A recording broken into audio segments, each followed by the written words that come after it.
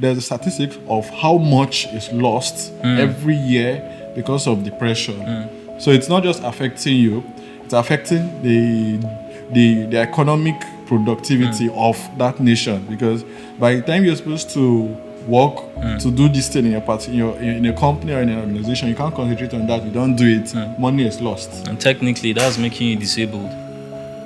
And depression is a leading cause of disability, and it keeps contributing to the burden of disease globally.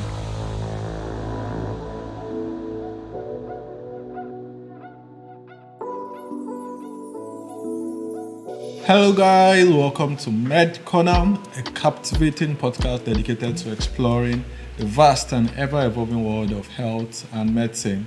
I'm Dr. Yahweh, and together with my very good colleague, Dr. Oxby, we'll be discussing a very important topic today: depression. Some people may have used this term loosely, while some have used it in the right sense of the word. But regardless, this is something that is amongst us here as humans living in Nigeria and even globally living on Earth. Today we'll be going into it, seeing various risk factors, the causes, and how people can cope better, live better and healthier life. So, Dr. Oxby, is this really amongst us here, or it's just something that is far away?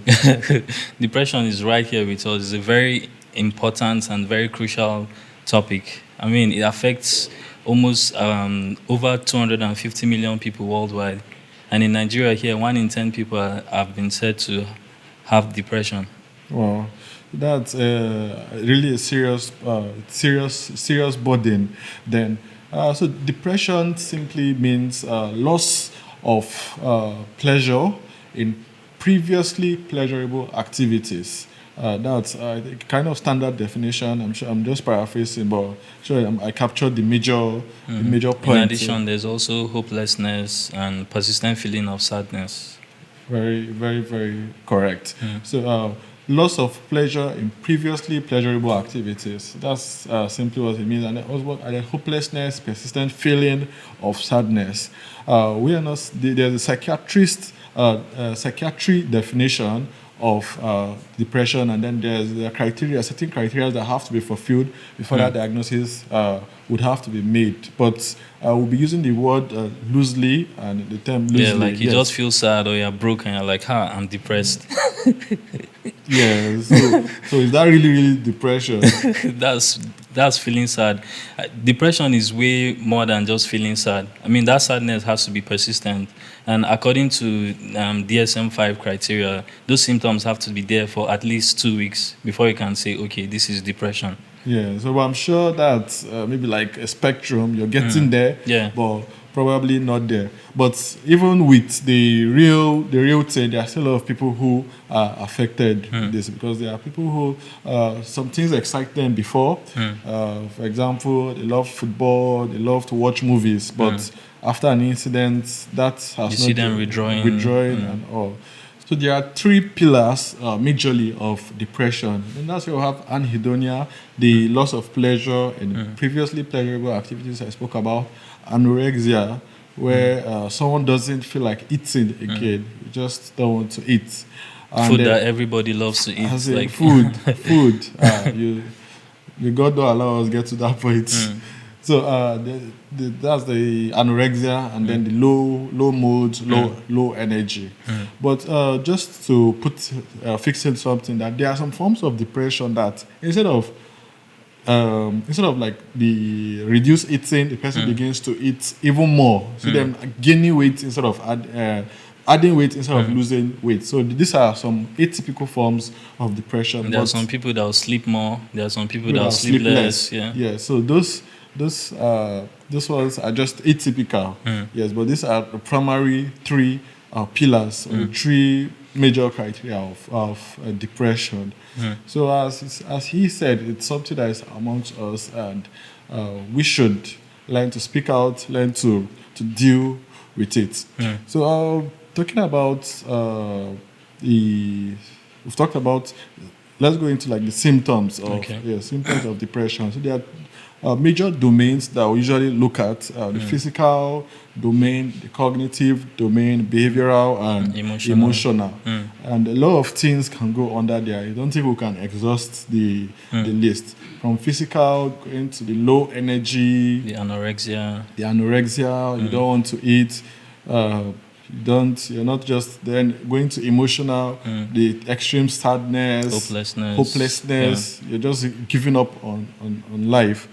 Cognitive, You can lack of concentration and focusing on tasks. absenteeism. I think we talked about Yeah, this we talked about it in one in of the our previous episodes. episode, yeah. Absenteeism and still on the atypical forms. There Some are people presenteeism. presenteeism. So like you find someone that is you're always present at your job. It's time to go home. You're not going home. Then that's also like a form of one of those pointers to depression. Cognitive. Okay, we already spoken about a lack of concentration. Can't really complete tasks. And all of this is sleepiness, excessive sleepiness. That should go under the physical. Excessive sleepiness or insomnia. You're not able to sleep as much. So there are a lot of these pointers to depression. So I know, like this depression, a lot of times people see depression as the burden is only on the person being depressed. But it also has an economic burden, because if you're not efficient at work, definitely there will be loss in productivity at the workplace. That's very important. Thank God you brought it up. I can't remember the statistics, but there's a statistic of how much is lost every year because of depression. So it's not just affecting you; it's affecting the economic productivity of that nation. Because by the time you're supposed to work to do this thing in a company or in an organization, you can't concentrate on that. You don't do it. Money is lost. And technically, that's making you disabled. And depression is a leading cause of disability. And it keeps contributing to the burden of disease globally. Very, very, very important. There are different dimensions to look at it. And as I said, it's a very big topic. We're not here to talk about it exhaustively, but just to create awareness about this. Very and important. about how it's affected. And apart from the burden on the nation, let's talk about even your immediate family, how it affects them. Very true. All. There are people who love you and who you're being depressed would affect them. Talk about your spouse, your children, if you have children, your friends, your family, and all of those things. So it can affect every single person. And it's just like every other illness, because a lot of times people see people that are depressed as is your fault. Like if you are depressed, it's your fault that you are depressed.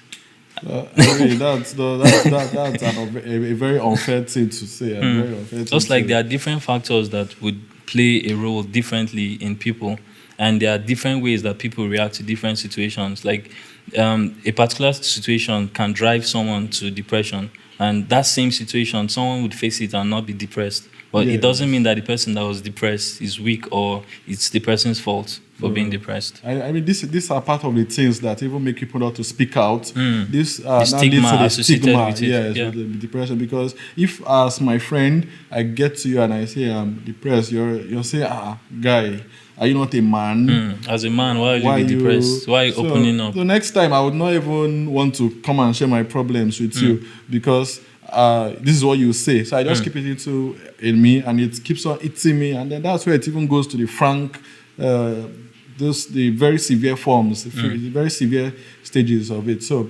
stigma is a very important barrier to even people assessing care and assessing treatment. So you started to talk about some of the risk factors, those triggers. I talked about, I think this will fall under the environmental factors. There are others like post-traumatic stress, like trauma that you've been exposed to before. It should be under the physical too. But there are also biological, like genetics, like some people being more prone to being depressed compared to others. So you mean some people are naturally more prone to yes. And that's inherited? Yeah. Okay, that's really sad. The fact that someone is more prone to being depressed doesn't mean the person will definitely be depressed. I mean, there are coping mechanisms, coping strategies that come into play that, if properly executed, I mean, the person would be fine and be able to escape that. Okay, that's true. Thank you for that. So it means these risk factors are not absolute indications or absolute uh, triggers or push factors that say this person will definitely come down with it. They just increase your chances, and then with the right support and the right coping mechanisms around, it shouldn't be a problem. I mean, for like the environmental, if the environmental was a certain factor that if you are exposed to this environmental situation, you'll be depressed. I mean, everybody All in Nigeria. Nigerians. It's really sad. I mean, if you look at it, it's really sad because in the last 1 year, food has tripled. I mean, I was saying something about 300% inflation rate on food That's alone. crazy. So it means That's something crazy. that was 1,000 naira before has become 3,000 naira. That's crazy. Fuel and a lot of things. Cost of feeding, cost of cost of living, transportation. yeah. So all this alone is enough to push somebody into that. And another statistics that is important to note is that up to 800,000 people commit suicide Wow. globally every year Wow. as a result of depression. Wow. So it's really sad. So guys, this is one of the reasons why we are doing this. People should speak out. We should seek for help, and people should look for support systems. So we'll talk about that okay. now. Let's say something. I wanted to say the people around that person, the people around that person who is having depression also play a very big role. Because a lot of times, someone wants to open up to you, but a lot of times we just listen to respond and not listen to like understand where this person is coming from and like really empathize with the person. I think Nigerians should become more patient. Yes, I know everybody is in a hurry. Everybody is just trying to catch the next meal. Everybody is just on the run. But I'd like to encourage all of us to be more patient with ourselves, be more patient with our friends, be more patient with our neighbors. Don't just listen to just move on, as you said, to respond. We should be our brother's keepers. Yeah, and you have to approach someone that is depressed. You have to approach that person with empathy. I mean, just the way you cannot snap out of HIV, snap out of malaria, or snap out of any illnesses, is the same way you cannot just snap out of depression. It's a very important medical health condition, mental health condition. Yeah. So thank you very much, Dr. Oxby, for this enlightenment. So as I said, this is something that is amongst us. This is something that is with us, and the way you don't expect someone who is sick to just stand up and then just move on is the same way that depression should be approached. Be patient. Be patient with ourselves, as I've already said so. So around here, do we have support systems? Are there support groups? I know I see this in movies, but honestly, in Nigeria, do we have support groups? I really don't know if we have those. I think we have support groups, but in other forms, like in the churches, the church programs that you go for. This can be support groups. The home cell fellowships that you would have. They are not officially support groups, but the counseling with just religious leaders, teachers, and so if you're comfortable enough, you can use that as a way to express yourself, and then you yourself, your clique of friends. I know sometimes you don't want your friends to know about things going on, but you can find few trusted ones, and then just open up to them. And other coping strategies you could implement by yourself. I mean, in previous episodes, we talked about building resilience, and resilience is very important in dealing with depression. And you can work with other factors like exercising, because exercising is said to, like when someone exercises, endorphins and other hormones are released that make you feel good. Those feel-good hormones, in quotes, are released when you exercise. So exercising, meditation, mindfulness, interacting with people. Watching movies. going to the park, Yeah, taking a walk in the park, very going to important. watch football. Those things look very little, but they play very important roles. And do you know what? I think this is one of the reasons why, as Nigerians, we're very resilient people, because I feel like we also have some of these things that we do, but we may not know that those are the things that we do. Because imagine, with the cost of living and everything, when it's time to watch football, Nigeria versus there's unity and Cote d'Ivoire, you see, go to viewing center and you see, you don't know people, but you're all excited, and that's also why when Nigeria loses matches, you feel very sad. Or you see a Chelsea fan or an Arsenal fan losing, you feel very sad. And then when they win, they feel very happy. So please find a lot of those hobbies and then get to do. But there are also official support groups in hospitals. You find psychologists, professional psychiatrists.